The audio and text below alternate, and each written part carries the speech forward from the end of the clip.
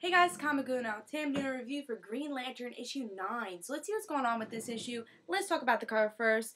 I love the art for this cover, but there's one thing that I was very disappointed with this cover, and that was the concept. Something that's very important for the cover and make people want to pick up the issue is the concept. And it says, "Drowning in the Madness of the Black Hand." But the Black Hand wasn't even in this issue, so it's very misleading, this cover. And that disappointed me because for people who are fans of Black Hand might pick up this issue and just be very disappointed because Black Hand was in one panel and he had nothing to do with the issue, even though he was shown in the cover. So I don't like misleading covers, and I was very disappointed that this cover was misleading. But let's see what's going on with this issue and see if I like the story. So in the beginning of this issue, we get to see Sinestro does have some compassion. Even though he's shown to be a cold-hearted person, he does have compassion. And the Indigo Tribe is like searching through his mind to find that compassion. That way they can control him. And his compassion is for Arun Sur, the sister of Abin Sur, who he really loved. And he became a cold-hearted person when Arun Sur died. And now the Indigo Tribe has found that information. They control Sinestro, and that's how he's becoming controlled by the Indigo Tribe. And we do find out that Sinestro has some compassion in him, and that's how they make him have so much compassion and join this tribe and be controlled by the tribe. As this is going on, Hal is trying to find the source of the Indigo Tribe Lantern. That way he could reverse the effect from Sinestro and I guess try to save Sinestro. So he's searching for the source of this lantern, and the one person he finds when he's trying to find this lantern is one of the people who created the Indigo Tribe, and that is Nadoromo. And this is the person who helped Abin Sur create the Indigo Tribe. And Hal says, what was the reason? Why did you create this Indigo Tribe? Like, what was your reason for creating the tribe? And he tells Hal the whole story. Why he created it was because these rings could help Abin Sur's enemies have compassion and not be bad people anymore. Because Abin Sur says, I can't control these people. I can't defeat them. Let's make them have compassion. And that's the whole point to create the Indigo Tribe, is for the people he could defeat and who are too evil to have compassion. And he's telling this whole story now to Roma. And then he's saying, oh, so I'm just waiting for Abin Sur, and we're going to create the biggest, we're going to destroy the biggest evil, or at least make them have compassion. And Hal says, so who's the biggest evil? And Nadoromo says, the Guardians of the Universe are the biggest evil. And Hal's like, the Guardians are the biggest evil? I mean, I guess he wasn't so surprised, but he's like, they could be hard to defeat. And so Nadoromo's saying, yeah, so we're just waiting for Abin Sur, and we're going to defeat the Guardians, and that's our only hope. So, Hal breaks it to Nadoromo and says, you know, Abin Sur is dead. And then Nadoromo goes a little crazy. He says, you know, he's dead. Now our mission's failed. I can't do this all alone. So he just destroys the Indigo Tribe Lantern, because that was his whole big mission throughout his life and throughout creating the Indigo Tribe. Really creating the Indigo Tribe was only a test to try to defeat the Guardians of the Universe. So he destroys the Lantern. And that means Sinestro's not controlled by the Indigo Tribe anymore.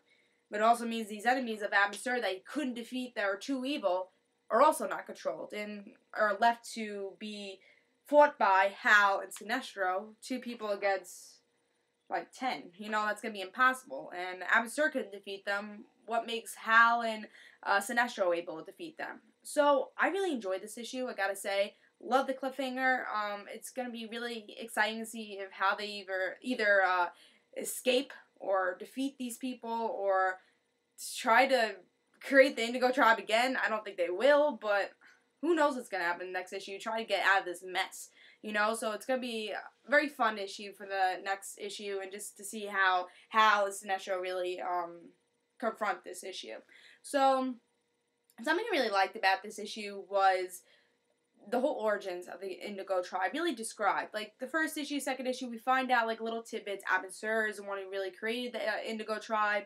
So we learn little tidbits of the Indigo Tribe. But in this issue, we learn the whole origins for a tribe that we don't know much about, and that's the Indigo Tribe. I have to say, when this story arc first started, I was not a big fan of the Indigo Tribe. I think the best way to put it is that I didn't really care about the Indigo Tribe. I'm like, why would I care about a tribe that I really don't really care about. I don't care about any of the characters. But once you really read these three issues that came out so far for the story arc, you really care about this tribe, and you really care about the origin story. It's interesting, you know. See all Abasur's enemies have compassion. That's the whole reason the Indigo Tribe was made. And none of these people are good people. It's kind of ironic, too, because compassion is the opposite of evil. So it's ironic, and it's weird, I guess, that it's no good people. It's all bad people. So now that this cliffhanger has come, showing that the Indigo Tribe really doesn't exist anymore, and all these bad people are going to go against Hal Sinestro, I gotta say, that's a pretty good cliffhanger, and that's a pretty good issue.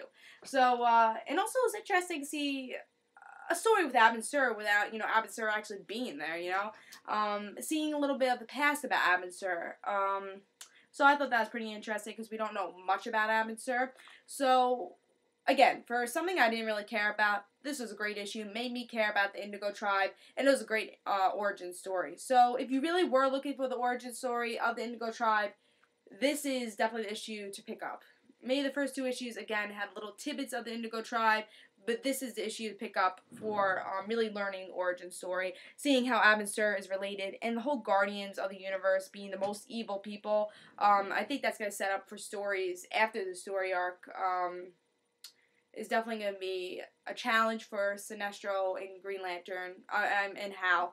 Sorry, it's Green Lantern. They're both Green Lanterns. But really, for Hal and Sinestro to try to defeat the Guardians of the Universe, I think it's going to be a big story arc in a couple more issues. And I think this is just the beginning of, you know, showing that the Guardians is this big evil. So I thought this was a really good issue. Again, for not caring about the Indigo Tribe to caring about their origin story. And this origin story makes you care about the Indigo Tribe, even if you didn't care about it before. So definitely pick up this issue. I enjoyed it. The only thing I didn't like was the cover, but other than that, really enjoyed this issue. I give it 4.5 stars, and I say pick up this issue, especially if you like the Indigo Tribe, and if you don't, give it a chance, because like I said, I didn't like it, but I'm interested now because of this issue, and because of the 3 issues that came out for the story arc, and especially if you're an Abin Sur fan, you're going to really like this issue. This is Comic Uno. Hope you guys enjoyed. And also, guys, don't forget to follow me on Twitter. Description below will be a link for both my YouTube channels. Twitter, I'll just have news about those videos. I hope you guys enjoyed, and I give this 4.5 stars, and I say pick it up. Bye, guys.